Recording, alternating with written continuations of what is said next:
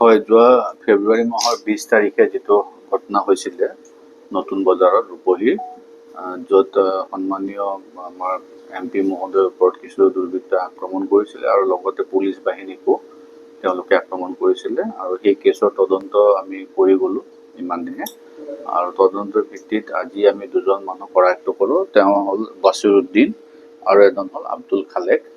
আৰু তেওঁলোকক আমি ইতিমধ্যে নগাঁৱৰ কেছটো আৰু যিটো ৰূপহীত দুটা কেছ হৈছিলে আপোনালোকে জানেই, সেই দুটা কেছত আমি তেওঁক এৰেষ্ট কৰিম আৰু বাকী যিখিনি লিগেল একশ্যন ল'ব লাগে আমি তেওঁৰ ওপৰত ল'ম। আমি এতিয়ালৈকে এজন তেওঁ আমাক যিখিনি FIR-ত নাম দিছে, আমি এজনকৈ চালি জাৰি ফুটেজৰ লগত মিলাই চাই আছোঁ। আৰু ইতিমধ্যে যিখিনি তথ্য পাইছে মই এতিয়া আপোনালোকৰ লগত শ্বেয়াৰ কৰিব নোৱাৰিম, গতিকে বাকীখিনিও আমি শীঘ্ৰে তাৰ ওপৰত একশ্যন ল'ম।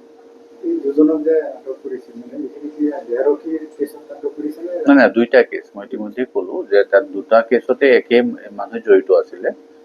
গতিকে এটা আমাৰ দেহৰক্ষীয়ে যদুমণি বৰাই দিছিলে, সেই কেছটোতো আমি এৰেষ্ট কৰা হৈছে, আৰু এটা অনাৰেবল MP ৰকিবুল হুছেইন ডাঙৰীয়াও দিছিলে, যিটো নগাঁও পুলিচ ষ্টেচনত ৰেজিষ্টাৰ হৈছে, কাৰণ তেখেতে তাতে দিছিলে। সেইটো কেছতো যিহেতু তেওঁ নেম একিউজ কৰি দিছিলে FIR-ত, গতিকে আমি তাতো তেওঁলোকক এৰেষ্ট কৰা হৈছে। তদন্তৰ পিছত আৰু দুজন জড়িত হোৱাৰ সম্ভাৱনা আছে।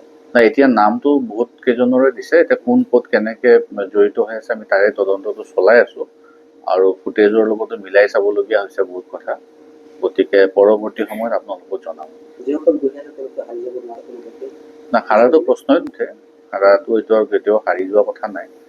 আৰু আমি যিখিনি তদন্ত চলি আছে, আমাৰ দুটাকে কেছ ৰুজু হৈছে, আৰু তদন্তৰ পিছত যিখিনি আমি সঁচাকৈ জগৰীয়া পাম, আমি ডেফিনেটলি তেওঁলোকৰ ওপৰত একশ্যন।